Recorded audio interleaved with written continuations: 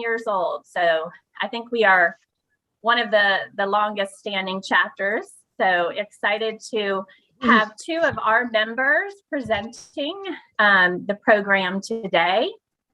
And just so you know, it is being live streamed on our YouTube channel and will be recorded so that folks can access it later who registered.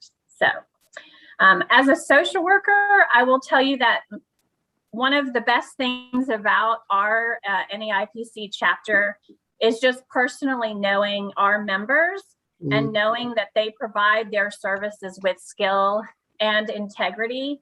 And that is so invaluable to me in referring folks to our members. And so that's why I'm very excited to introduce two of our members today to you, who will be sharing their knowledge and expertise. Let's go to the next slide here, and want to introduce Bonnie Dobbs of Medicare and Other Red Tape, as well as Bridget Skelton of Encompass Health Hospice. So I'm gonna let you ladies take it away. Thank you, Tara, and thank you, Mary Leah. It is an absolute honor to be a part of this national presentation. And thank you, my co-host, Bridget. I'm just going to jump right in here. I hope we have a lot of fun and you guys learn a lot.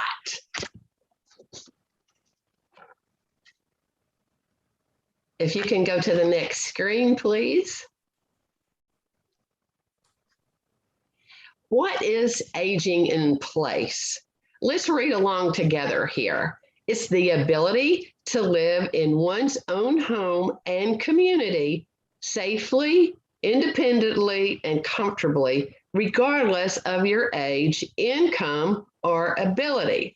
So now today, we're not going to talk about your bucket list like living on a cruise ship or some exotic island, but what we are going to talk about is an overview that will give you time to think about what your future home will look like. Next screen, please. Bridget, please take over. Thank you, Bonnie. And our mission is to bring professionals and communities together to champion aging in place through collaboration and education.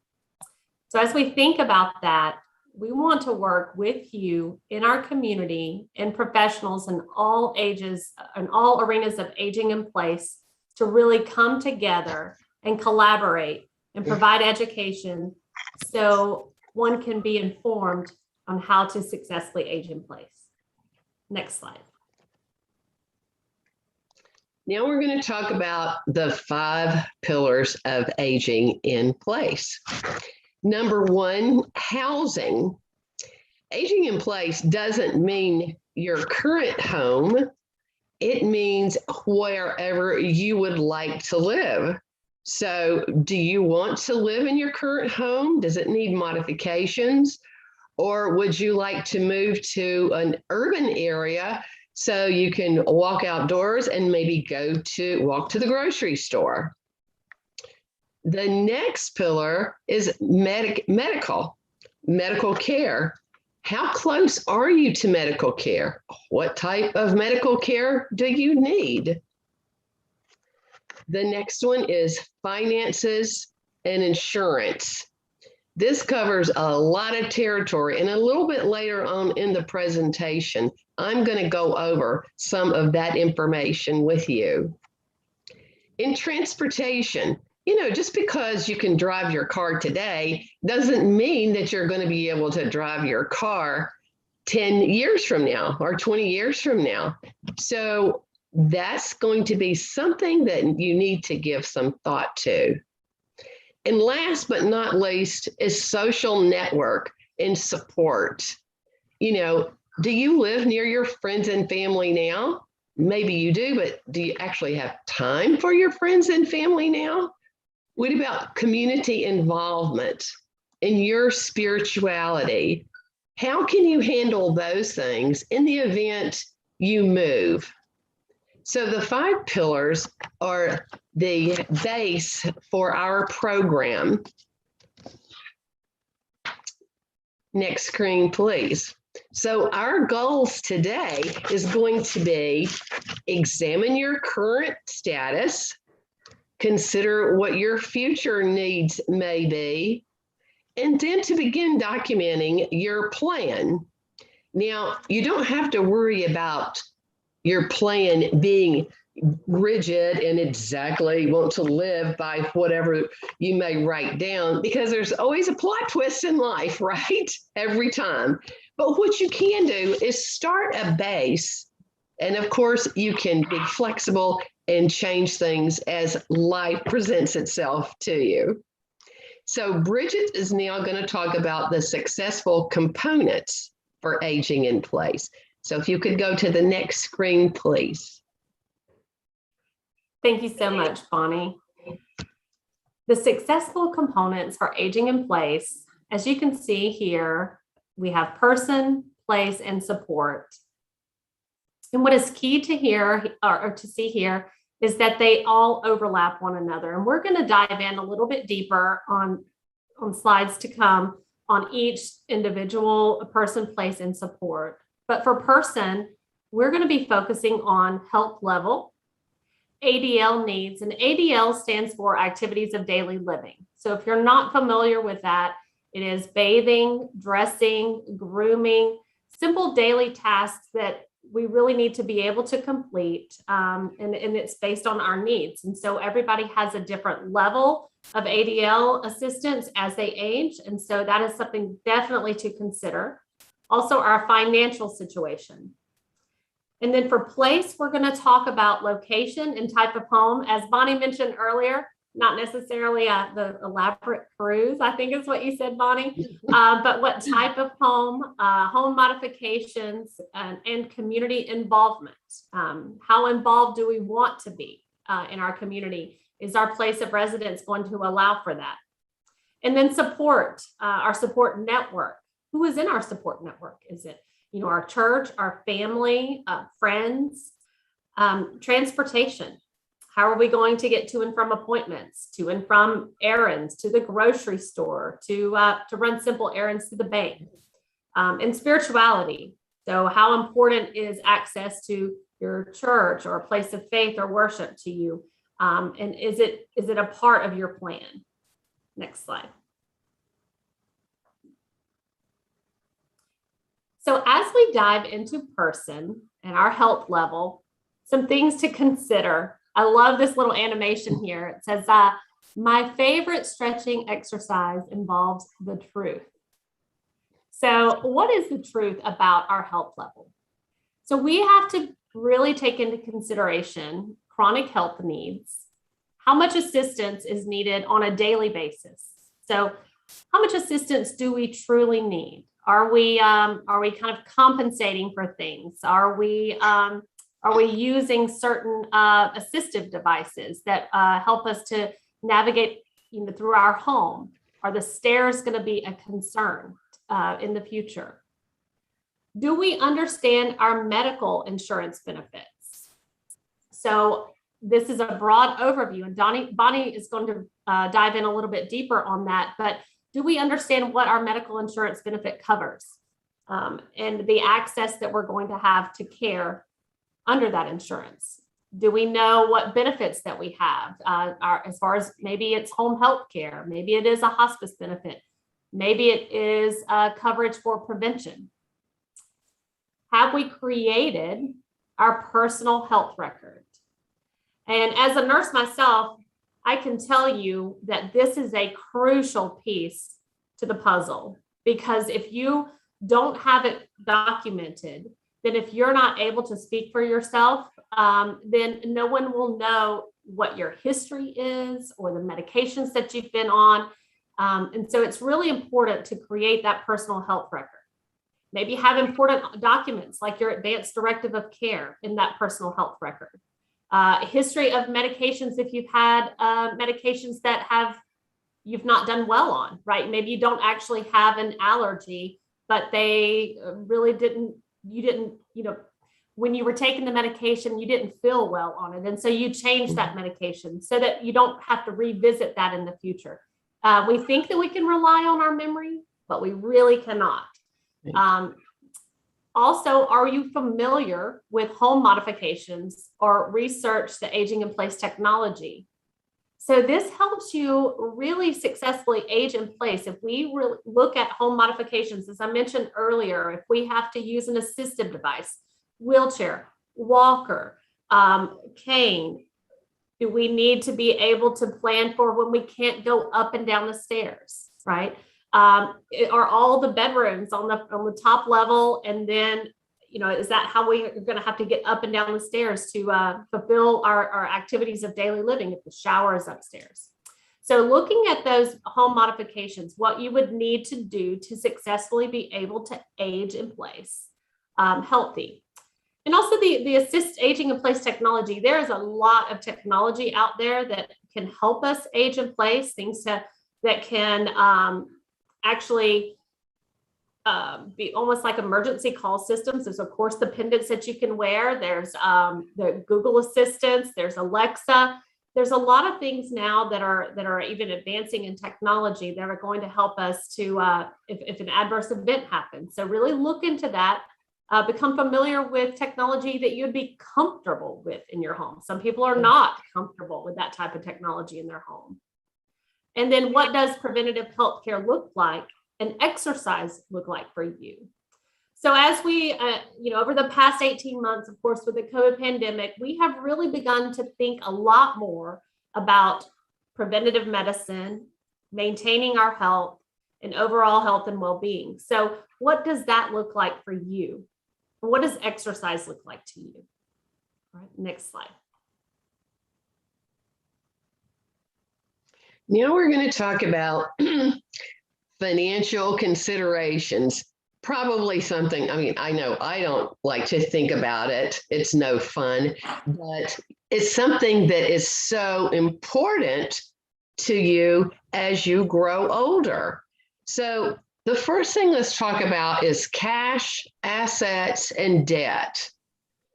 Do you have sufficient income and savings? Boy, that really hits you right between the eyes, doesn't it? So let's talk about cash and assets first. So when you retire, hopefully you're going to get Social Security. Maybe some of you have pensions from previous employers. Hopefully you've been able to save some money, own your home, or at least have that doggone mortgage paid down. Stocks, bonds, those type things. And just right now, think about this for a minute. Do you feel comfortable where you are with your savings and your income, or are you fearing the future? Right now, today is the time to really put forth some effort into assessing exactly your income versus your debt. Do you owe a lot of debts, or any way you can pay that down? Maybe you're debt free. If you are, congratulations to you. That's awesome. I had this lady call me last week, and she said, my mother is retiring next month, and we need to talk to a financial planner so we can figure out her future.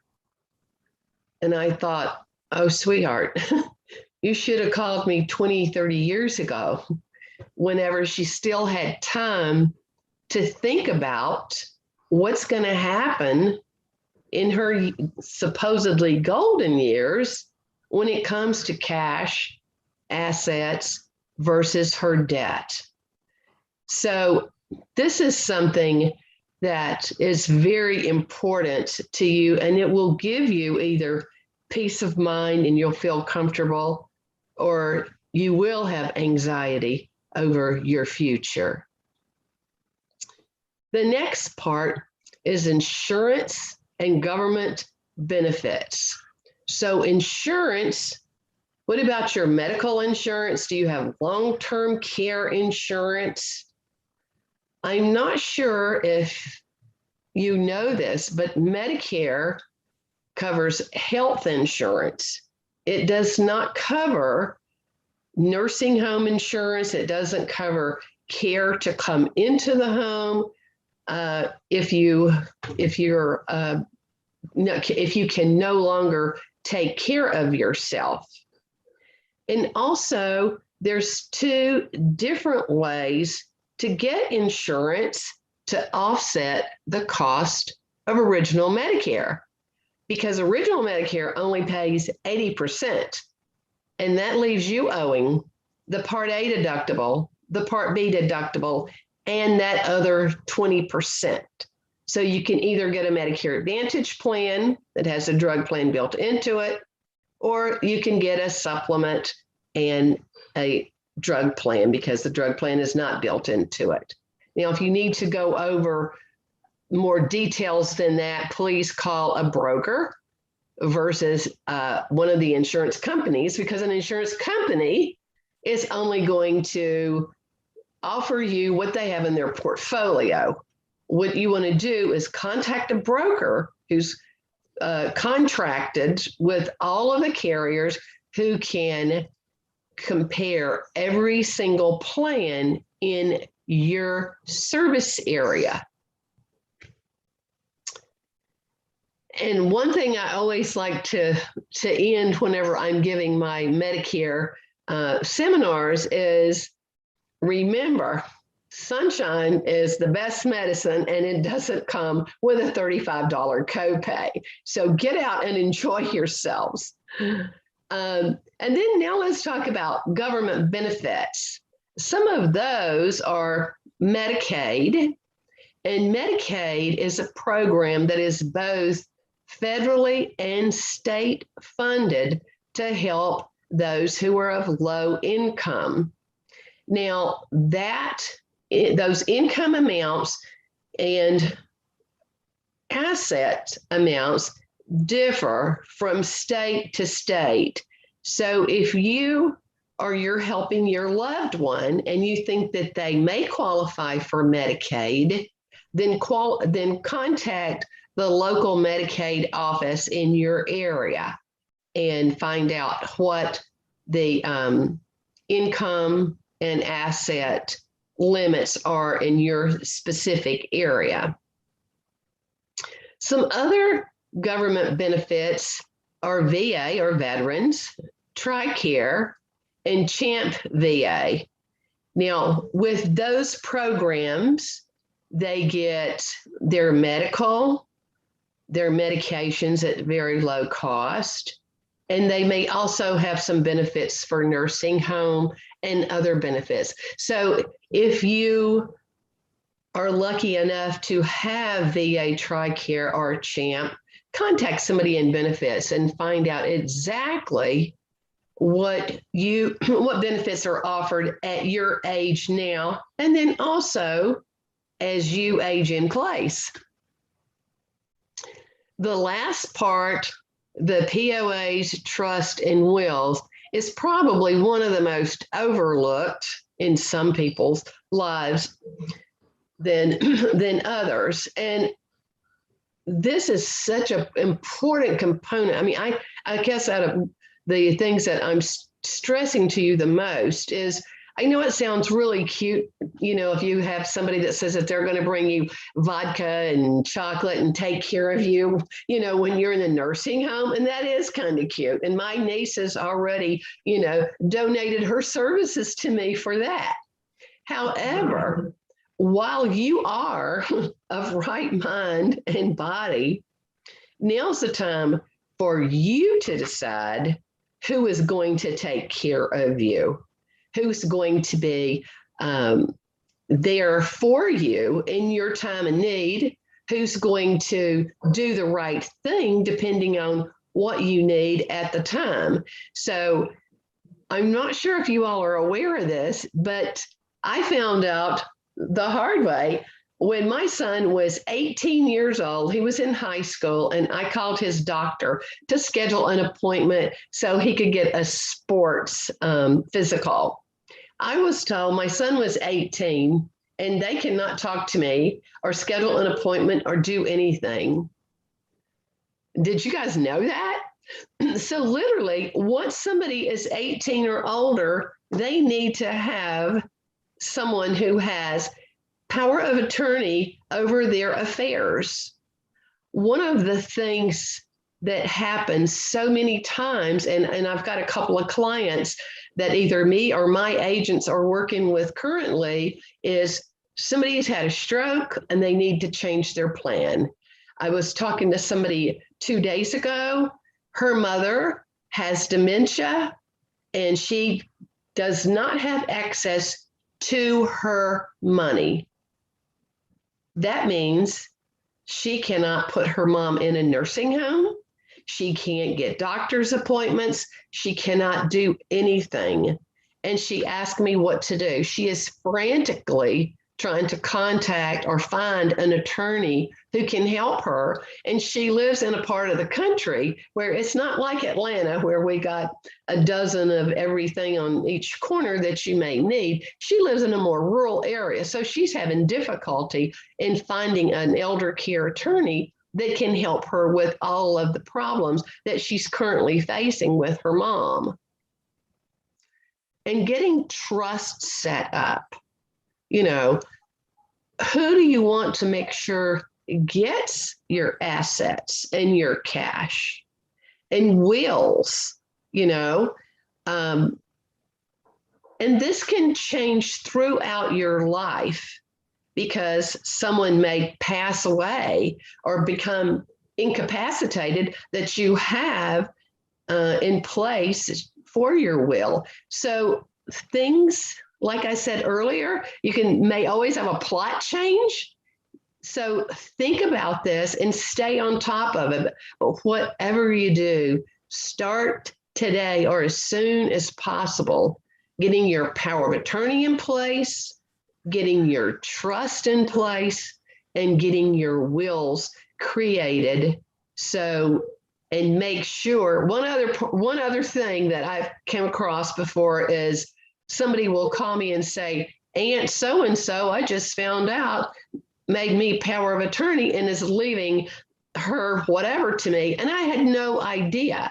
So make sure if you make somebody POA or leave your things to them, not only do they know, but that they actually have access. Because if you put this stuff in a safe deposit box and nobody has the key or the information how to get the key, you've not done yourself a good job. Now I'm going to turn it over to Bridget, and she's going to talk about place, your home of choice. That's right. Thank you, Bonnie. And I noticed Tara put in the chat the website for you to be able to go to download a copy of our Act 3 document so that it can help you kind of guide you through these decisions for person, place, help. So the home of your choice is what we're going to talk about next. So some things to consider. We kind of already talked a little bit about home modifications in the earlier slide. So we'll dive into that a little bit more and what place really means as we age in place. But this little cartoon is cute. Bonnie and I were looking at this the other day and we just had a quick little laugh because it says, Mom says she wants to stay in her own home, but failing that, she'll settle for a villa in Spain. So who wouldn't settle for a villa in Spain, right? But if that's our goal, we have to make a plan for it, right? So, on the heels of the financial slide, we have to know what does our plan allow for us in terms of aging in place all the way through end of life. A lot of times we kind of stop at retirement, right? We think about, well, this is where I want to retire. But we don't think about from retirement all the way through to end of life. And I know I referred to, the pandemic a couple slides ago, but one thing we saw during the pandemic is how fragile we really are with our place of residence, right? And how reliant we are on our community. And we saw seniors that were in nursing homes that weren't allowed visitation and what that isolation did to them. But then we also saw the beautiful side of community where people were getting creative with porch visits and all those wonderful things, the different pieces of glass that they were put up for visits and assisted livings. And so those types of things and what happened during COVID-19 has really propelled us in where we are with ensuring that people are safe when they're in nursing homes, that infection control measures are in place, that assisted living or independent living can be a safe place to age in place. But that being said, if that's not your goal, if that's not your plan, if your private home is your plan, you also have to make plans for that. So identifying your location and environment. So do you live in a ranch style home in a very rural area that has limited access to health care, limited access to needs, right? To maybe stores or pharmacy or any kind of equipment that is needed, but some other things to consider that we've really seen is limited access to like caregivers coming into the home. In some of the more rural areas that are very remote and out there, it's very hard with staffing. We've seen all the staffing issues, right? And so think about where your home is located and the environment and what your plan is. So consider all options there, right? Accessibility. Is your home accessible? Do you have the ability to get in and out of your home if you've had a fall and you have a hip fracture or a knee fracture or knee replacement? Is it that it's going to be a routine surgery and you've got stairs leading into your home in every doorway? So leading up to the porch, in from the garage, in from the back porch, and now it's become inaccessible to you independently.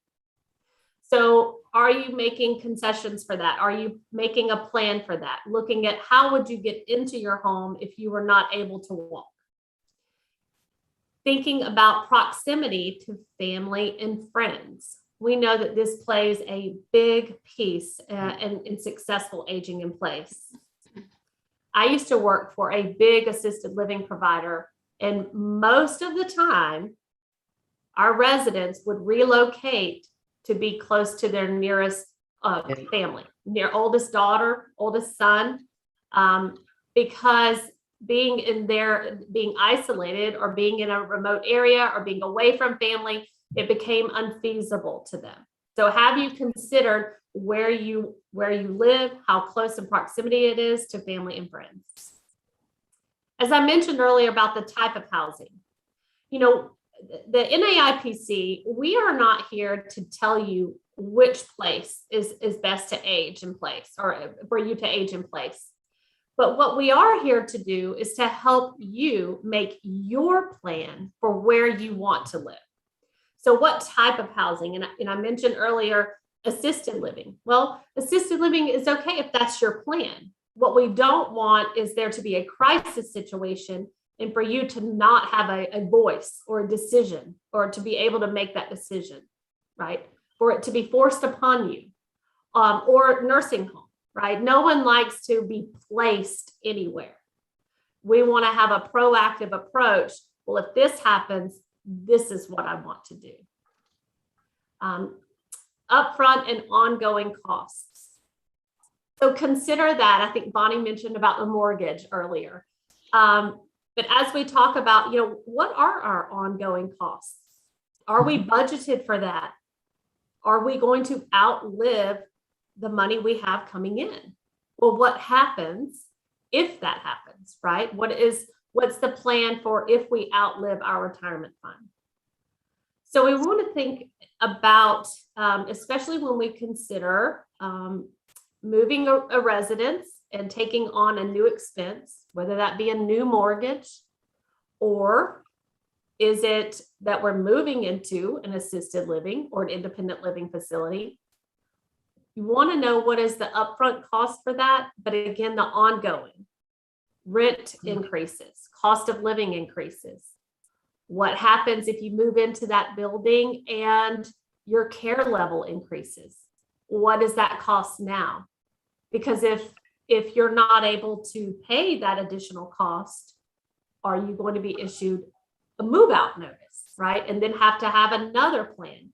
So really diving into aging in place in that particular home of your choice. Also, we talked a bit about home modifications earlier. So oftentimes, this is the last thing we consider, which really this should be a proactive plan. We know that as we get older, we need a little bit more assistance getting in and out of the shower, in and out of the bathroom. So have we taken a look at how we're going to install grab bars when that time comes, where they would be located? The floor plan of our homes, is it feasible for us to get through a hallway or through a door if we needed a wheelchair or if we need a walker? But how about this? What if we need a secondary caregiver?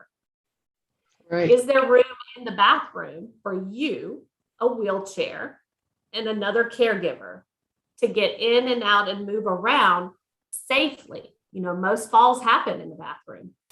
So really taking into consideration what that looks like for you to successfully age in place. Do you need additional modifications in your hallways? Hallways are another issue a lot of times when it comes to the need for mobility equipment. Okay, next slide.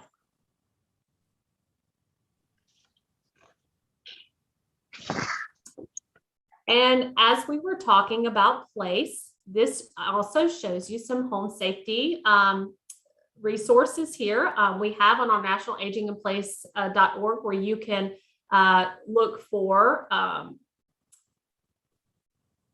people that do home modifications. So sorry, my words are getting twisted, but to be able to successfully do your home modification. So we have vendors that are vetted and approved for that. Also home safety assessments for fall prevention. So do we have a chronic illness that might make us more likely to fall, like Parkinson's or Alzheimer's or an orthopedic issue? There's the stair glider, it's showing you there. So as we talked about earlier in our slides, needing to get up and down the stairs. So this might be a modification that you need to make to your home so that you can stay in that home and still get to the bedroom. Also, the home technology and monitoring devices. You know, a lot of companies are coming out with different monitoring devices, ways to actually develop your own care plan to be able to kind of care for your needs. And then alerts for falls have happened. So like I said earlier, is become familiar with these technology pieces and what you're comfortable with in your home and how that will actually help you in the event of an emergency situation or a crisis, but also more importantly, how it will help prevent those crises, right? So we're not just putting things in place for if something bad happens, we're really trying to work on the prevention piece. Okay. Next slide. Thank you, Bridget. Now we're going to talk about your social network. And I love this little cartoon. It says, oh, my back. I think I dislocated something. Why do they keep insisting on doing their old secret handshake? So, you know, as you grow in place, continue hanging out with your friends and continue being silly and young at heart. Next slide, please. So we're going to dive into your support network a little bit here. Talk about, first of all, community involvement. Did you know those who have social interaction often are less likely to become depressed? So please don't isolate yourself and start that. It's always best if you can feel part of a community. And, you know, right now, I'm not sure where you are in your journey. You know, maybe you are married, you have a spouse, you have a demanding job, you have other obligations, and you don't really have time for very much social interaction. I mean, you know, maybe going to the grocery store is your social interaction for the week. But whenever you retire and as you grow older, it's important to feel part of a community. And some of the ways that you may think about doing that would be volunteering. I know I have volunteered my entire life, and it is so fulfilling. Now you may have time to go take some adult ed classes, or maybe you've always wanted to paint, go take a paint class, just get involved. One of the things that I have noticed seniors really catching on to is how to use technology. More and more people are learning how to use a smartphone, a computer. They're doing text messaging, they're emailing, they're taking pictures and sending them to their grandchildren or wherever they may be on vacation. Maybe they are on that exotic island right now. And exercise, always do some type of exercise. You know what they say, if you don't use it, you'll lose it. Well, that's definitely the way it is with your muscles. So get out every day and get some sunshine, because remember, it does not have a $35 copay. Transportation. Have you decided if you want to live in an urban area, a suburban area, or a rural area? Some people love the peace and the quiet and the tranquility of living in a rural area. As I get older, I want to be around people. So I would prefer to live in a high rise in downtown so I can walk out the door, go to the grocery store, go to entertainment, go shopping, maybe a walk in the park. That's my goal. What is your goal? How are you going to get around? Are you going to, or how long can you use your car? How long can you walk to where you need to go? Are you going to have to get a driver? Will you be able to take the bus? Will you need Uber or taxi? Some of those are alternatives once you can no longer drive. Think about how long your drive is going to be, depending on if you decide to live in an urban, suburban, or rural area. Because, as you age, you're still going to have to go to the grocery store. You're still going to have to go to the doctor. You still have errands that never end. And of course, you're going to want to go to your church or to events. Everybody likes to go to movies. How are you going to get there? And how long is the drive to get to those things? So think about who you're going to depend on, or if it's going to be taxi or Uber or that type of alternative. In spirituality and mindset, I think that this is such a big part of becoming a senior. And I know I demand more quiet time than I did 20 years ago. Even though I would have loved it when my children were small, now I do have time to have some time out myself. But what is spirituality to you? Is that going to a church of your denomination? Is that having Bible study with friends? Is that just quiet time? What about yoga, Tai Chi, or just having some Zen moments with some soft playing music? Those are all things to consider whenever you want to age in place. And mindset, you have to make up your mind to live your best life. So that is something that everybody has to do individually. So make up your mind that you want to be happy as you age in place. So we have a plan for you, and it's called Act 3. And it will actually help you answer all these questions, or how will I take care of myself? Please know that we can help. You can go to the website, which is the NAIPC at AgentPlace.org. You can email our chapter direct at NAIPCAtlanta@gmail.com. I'm going to pause here for just a second in case you want to write this down. I'm sure Tara's probably put some of this information in the chat for you. And Bonnie, I do have something from the chat that I wanted to circle back to real quick. Sure. We had someone share about the 5 wishes. And I'm so glad that you brought that up. You know, I have a hospice background, and so that is a tool that many hospices use. As we talked about, you know, what is your plan for end of life? That's a great resource to just put down, really guide your thinking, right, on what your wishes are for end of life. Where do you want to pass? Who do you want to be there? How do you want it to be? You know, 80% of people say they want to pass away in their own home, but most people do not. I think it's less than 20%.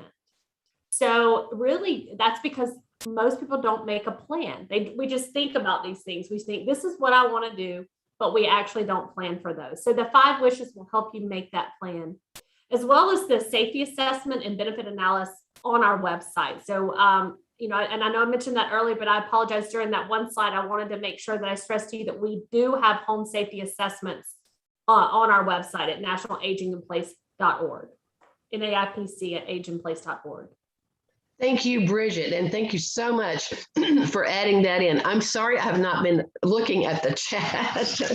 So next slide, please. We are the Greater Atlanta chapter. It has been an honor today. Please know that our members can be your resources. We can absolutely help you. Some of our members are local, some of them are regional. However, some of them are national. And once again, you can send an email to naipcatlanta@gmail.com. Thank you all for attending.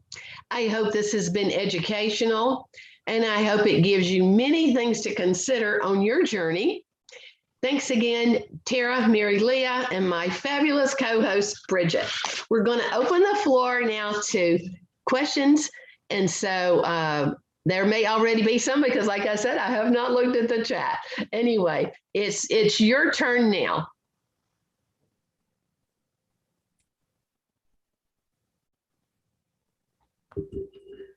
I was manning the chat box. I didn't really see too many questions. Patricia sent a question asking if we would send the slides. So I have her email. I'll send those slides, and anyone else that's interested, just put your email in the chat box and I'll make sure to get those over to you. If anyone wants to take themselves off mute and ask a question. Tara, if you wanna... Go ahead, sorry. Oh, no, go ahead. Tara, it was Mary Lee. I was just going to say, if you want to share if there's any providers on the call too about the membership. Yes, I will. Yes, I will put that in the chat box for you all right now. So as we mentioned at the kickoff of the presentation, this is Aging in Place Week 2021. So we are giving a special for anyone who would like to become a member of our organization during the week that attends one of our sessions. We have $50 off your first year membership if you use code AIPW. So I put that link in the chat box for you there, and hope to see you at some of our future events too. You don't have to be a member to attend all of our events. Many of them are education based, and our mission here is just to get the information out to seniors and make aging as easy as possible. So I don't think we have any questions. Mary Lee, do you have anything you'd like to add? Oh, Eve, yes. Hi. Hi. I just had a quick question about all the technology resources that you're referring to. Do you have a site or a place that you go to find the latest tech that you would trust? Or is it just Yeah, I'll answer that. Check with your local senior center. I know they have that. We have a couple of companies. One's a nonprofit's rather large in Atlanta, and they go around to many of the senior communities and senior centers and teach technology. But anybody could need that. I mean, I could use a class in that myself. But yeah, check with those. Does anybody else, Bridget? Do you have any input on that as to where she can get some additional resources for that? Well, of course, always our website, but I agree with you with the senior centers. I know for those that may be in the Atlanta area on here, the Cobb Senior Center, they actually have an assistive device and technology room where you can go and visually see the technology devices, which is really neat. I took a tour of it myself, and it really opened my eyes to all the things that are available to us. So I think that's a great idea, Bonnie. Always check with your senior centers as well. And I'll share one more, Eve. AgentPlaceTech.com. Lori Orlov, who was a speaker at one of our national conferences several years ago, does a great job of kind of reviewing the newest technology and sharing what each of them do and kind of help you determine what might fit your needs the best. So I would recommend her website, AgentPlaceTech.org, I think it is. Yeah. Or .com, sorry. Thanks, Mary Leah, for that. I wasn't aware of that resource myself.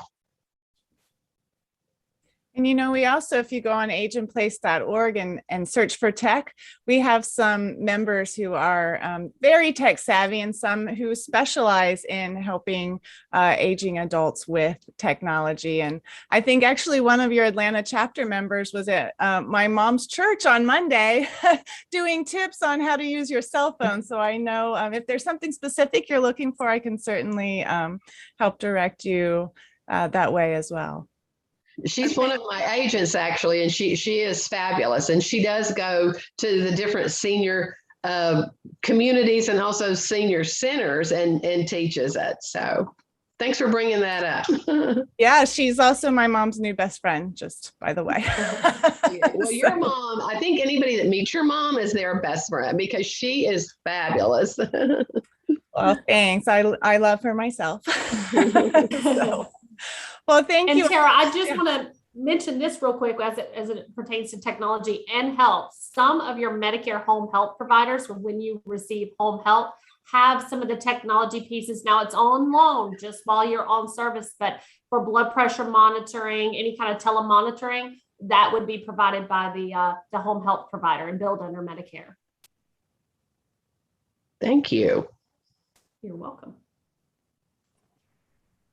Well, thank you, Bonnie and Bridget, for leading this great program. And thank you all for tuning in. And I hope those of you who watch this on our YouTube channel will enjoy it as well. And please follow up at our website, agentplace.org, to learn more about our organization and all of the resources that we have for you to age in place successfully.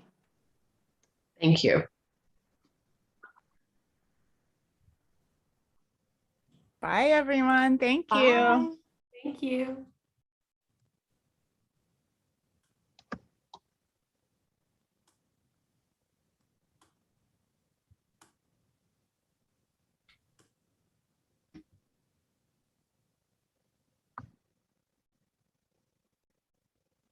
Just gonna hang out for just a second. Thank you. Yeah, Thanks for everything, Bonnie. You're That was welcome. great. And thanks for helping my mom. I really do appreciate it.